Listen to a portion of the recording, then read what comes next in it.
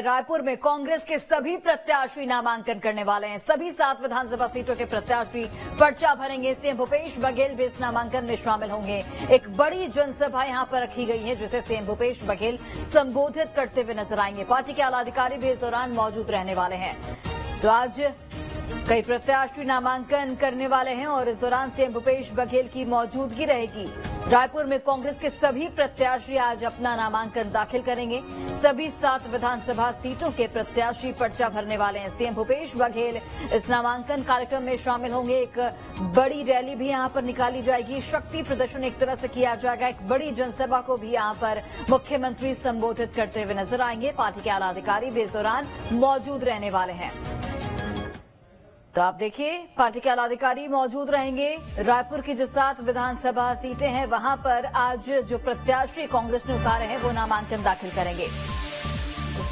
तो रायपुर की सभी सीटों के उम्मीदवारों का आज नामांकन होना है। रायपुर दक्षिण, उत्तर, पश्चिम, ग्रामीण, धरसीवा, आरंग और अभनपुर 7 विधानसभा क्षेत्र जहां के प्रत्याशी कांग्रेस के आज नामांकन दाखिल करने वाले हैं। सीएम भूपेश बघेल समेत कई दिग्गज यहां पर मौजूद रहेंगे। तो रायपुर की सभी सीटों के उम्मीदवारों का ऐलान और आज सभी नामांकन दाखिल करते हुए नजर आएंगे। और इस मौके पर कांग्रेस की ओर से शक्ति प्रदर्शन भी किया जाएगा। आरंग सीट की बात करें तो कांग्रेस के डॉक्टर शिव कुमार डहरिया का मुकाबला बीजेपी के गुरु खुशवंत सिंह से होगा। यहां पर भी कड़ा मुकाबला देखने को मिलेगा। तमाम सीटें ऐसी रायपुर की जहां पर कड़ा मुकाबला देखने को मिलेगा। और आज जो 7 विधानसभा सीटें हैं रायपुर में, रायपुर संभाग में, उन सभी सीटों के जो प्रत्याशी चयनित किए गए हैं आज सभी नामांकन दाखिल करने पहुंचे हैं, नामांकन दाखिल करने वाले हैं। और इस मौके पर सीएम भूपेश बघेल मौजूद रहेंगे। शक्ति प्रदर्शन कांग्रेस की ओर से किया जाएगा। चलिए अधिक जानकारी के साथ सहयोगी अंकुश जुड़ गए हैं। अंकुश, इस वक्त क्या कुछ माहौल आप देख रहे हैं? कितने देर में नामांकन जो है वो प्रक्रिया शुरुआत होगी उसकी? और सीएम भूपेश बघेल क्या पहुंच चुके हैं वहां पर? क्या कुछ उनका कार्यक्रम होगा? कितना विशाल रोड शो और जनसभा की जाएगी?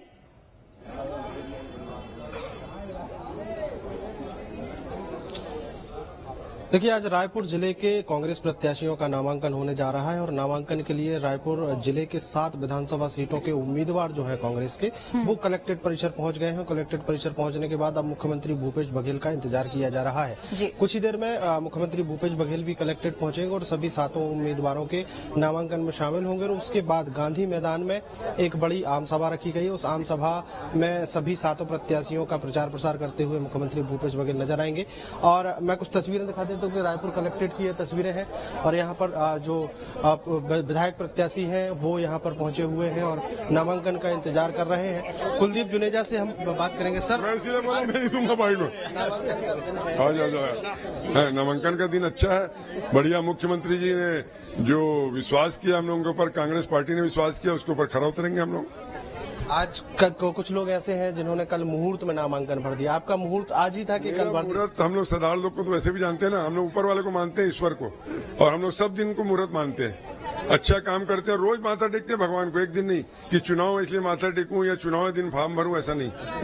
पूरा 12 महीने भगवान के चरणों में माथा टेकता हूँ सब जगह, और उनका आशीर्वाद जो मिला तभी तक यहाँ तक पहुँचा हूँ। अब कुछ ही देर बाद मुख्यमंत्री भूपेश बघेल भी यहाँ पहुंचेंगे। एक बड़ी जनसभा भी रखी गई है।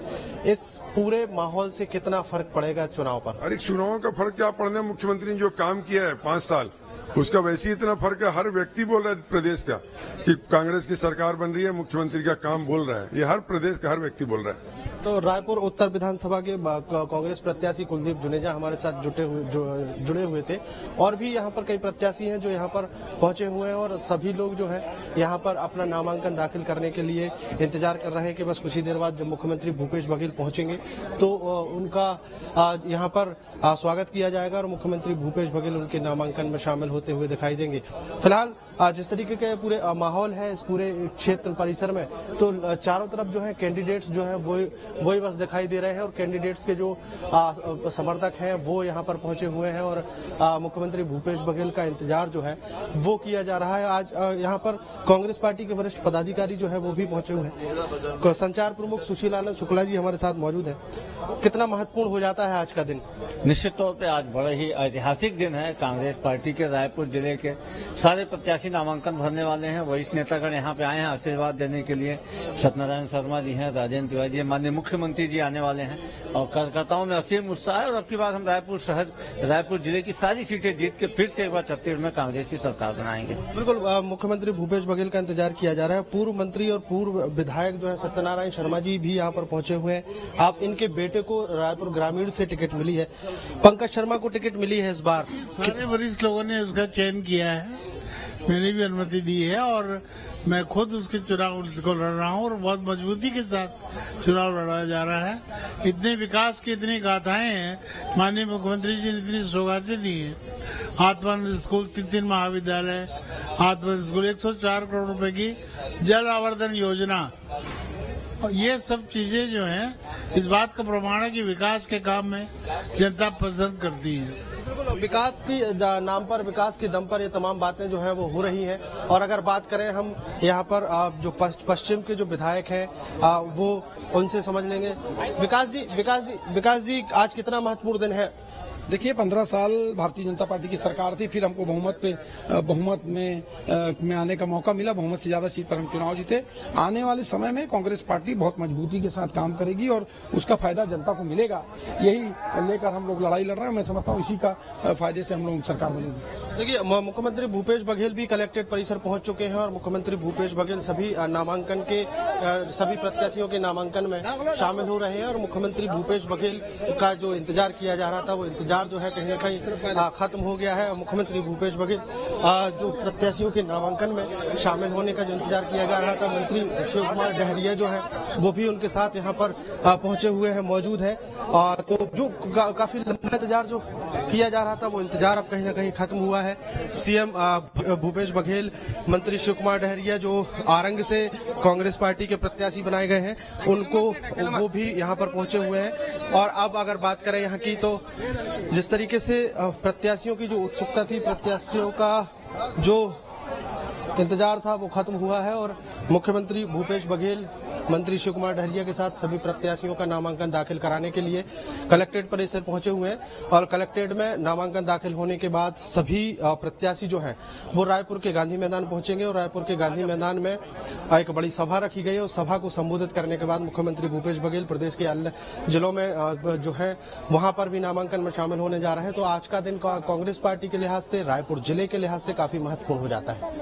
बिल्कुल अंकुश, और महत्वपूर्ण इसलिए भी क्योंकि आज एक तरह से कांग्रेस से शक्ति प्रदर्शन भी करते हुए नजर आएगी। जब ये नामांकन की प्रक्रिया पूरी कर ली जाएगी तो शक्ति प्रदर्शन किया जाएगा और इस शक्ति प्रदर्शन के जरिए जनता से आशीर्वाद, जो चुनावी माहौल है उससे बनाने की कोशिश की जाएगी।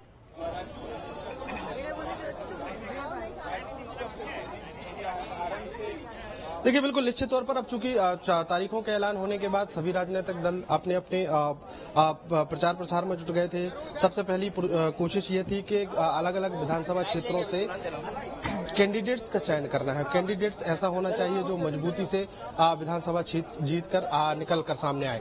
अब अगर बात करें, कैंडिडेट्स का चयन हो गया। हालांकि बीजेपी इस पूरी सूची जारी करने में आगे निकली, लेकिन कांग्रेस ने भी अपनी सूची जारी की और हर जगह पत्ते जो है स्पष्ट हो गए हैं, चाहे वो कांग्रेस की बात हो चाहे बीजेपी की बात हो।